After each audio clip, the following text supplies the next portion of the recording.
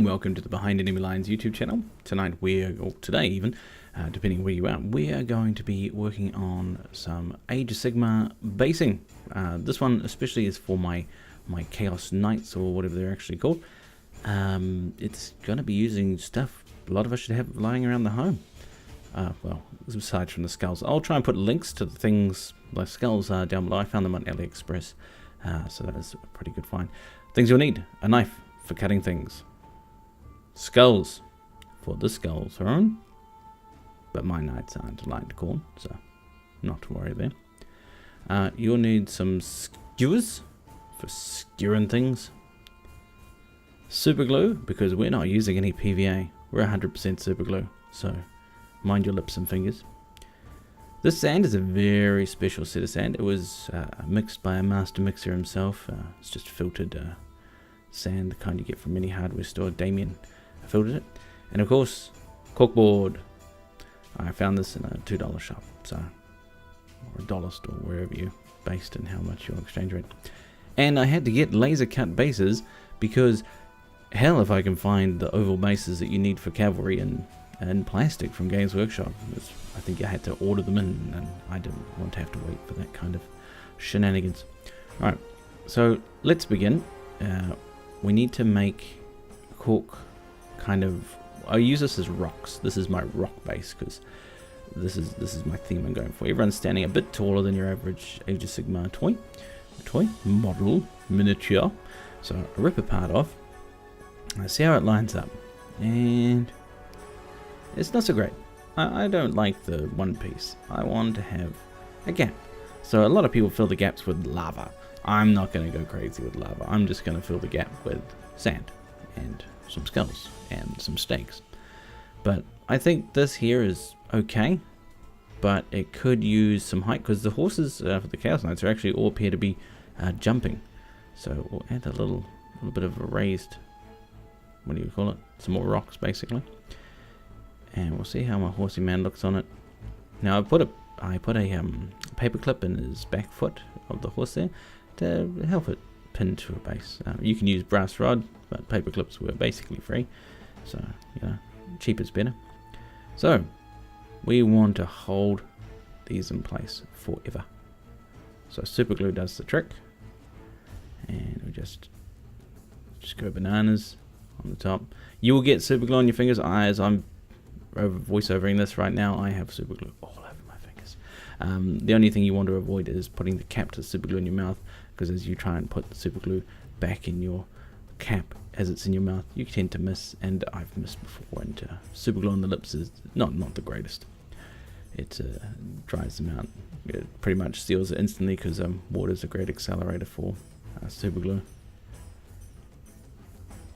Righto, there is the basics done. Next up, I want to add the skulls. Now the skulls I got, Screaming Skull, I love this one. I'll find the link and put on where I got it from. I think they're 1/35th scale, and from AliExpress. Right here I'm just trimming off the top. It's got like a little, what do you call it? It's got a little mold line on it. It's like a square, and that would look kind of out of place on a skull. So I want to find a nice place for it, and fortunately there happens to be a nice wedge in the front of this base here. Now look at that. You can't see very well because it's tiny, but I've managed to make an accidental wedge. I'm going to hold it in place with super glue. So I'm not using PVA for this at all, not a drop. It's all super glue, because I'll tell you why once we hit the sand part of it, the base. And I want everything to stay there. PVA takes a while to dry, and it's okay, but it's not the greatest. And I wanna pump these out. You know, I got 10 of these to make. There we go, Screaming Skull type thingamajig on the base, and I've got 2 more with skulls with just the top part of the skull. They've got no bottom jaw, and I'll pick places on this base for them to go. So I want people to see them, but I want them to look like they weren't placed. They just ended up where they were. They're not out in the middle of the ground, so kind of under an overhang here. Now you'll need to probably get one of your skewers, as I do, because the skulls sometimes they tend to roll around. You need to place it, and they've got these handy eyes pockets, and you can just push through that. But that one was fine. I think it's this next one that I have a little bit of trouble with because it decides to fall over when I get to it. No, I do believe I found a mold line on this one as well. So your basing is very important because it brings a theme to your army together. This is in all games. You can see it when someone's got something else out of their collection and they've it doesn't match, or they based it ages ago. Another trick is to write down your colors that you paint the base with, because there's nothing worse than coming back to a project and going, what was the gray I used on that? What was the brown I used on that?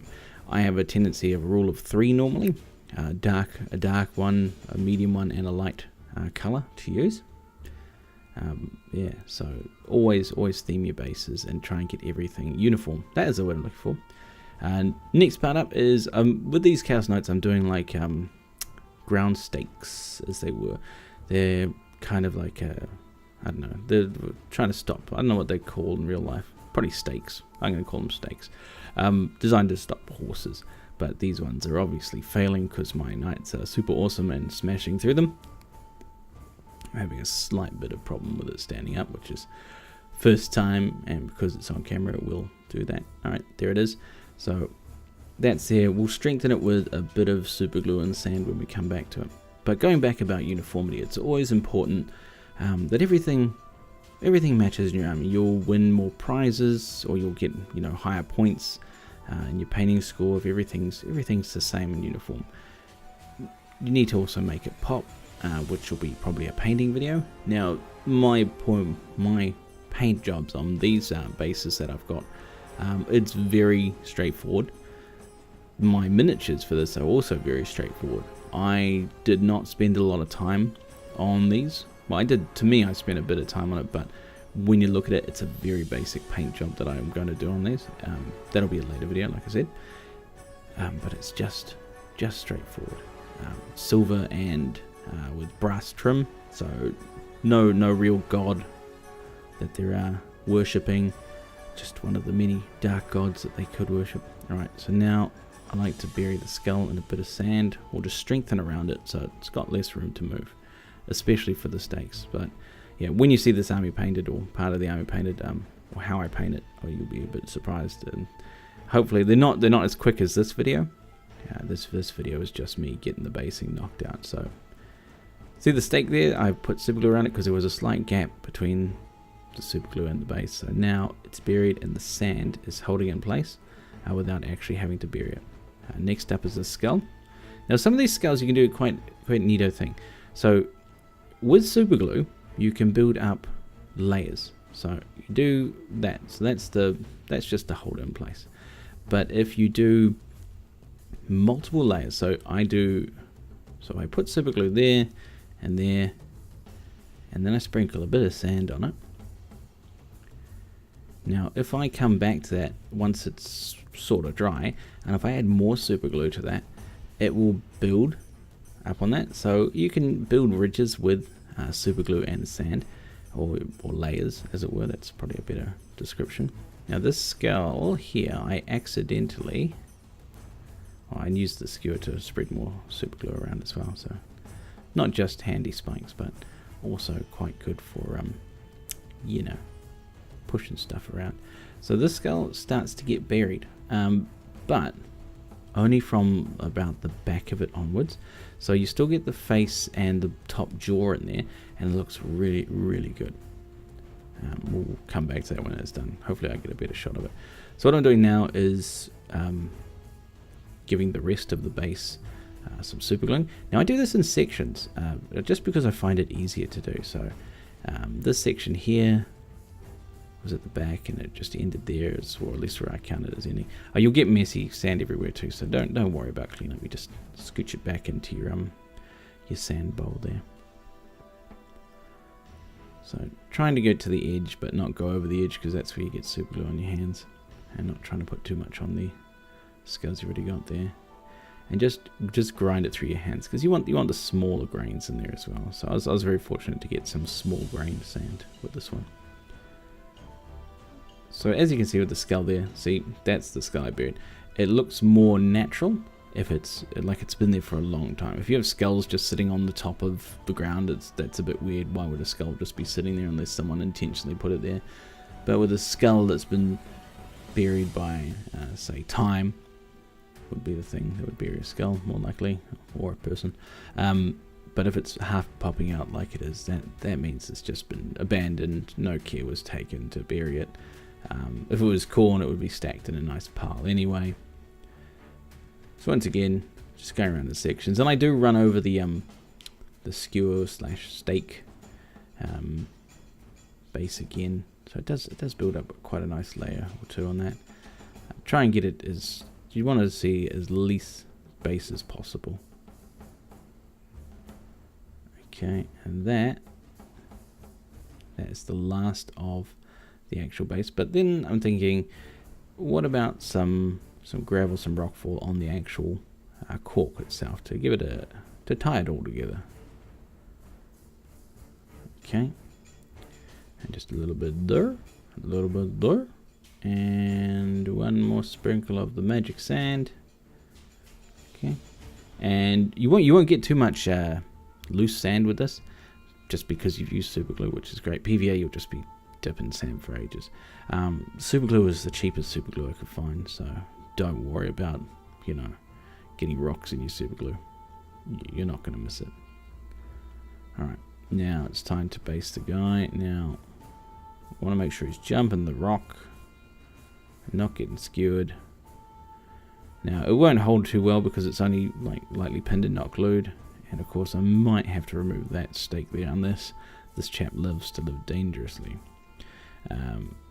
But yeah, because it's not glued in, and these won't be glued in until they're painted, so I paint the miniatures separately and then I glue them on the base once the base is painted, so I don't end up trying to paint around the miniature. But yeah, I'm going to call this one done. That's the fourth one I've done. It takes about 10 minutes to make. Yeah, it's basic, it's straightforward, and you'll have the link for the skulls below. And this is the 3 knights I have built so far. The knights take ages to build.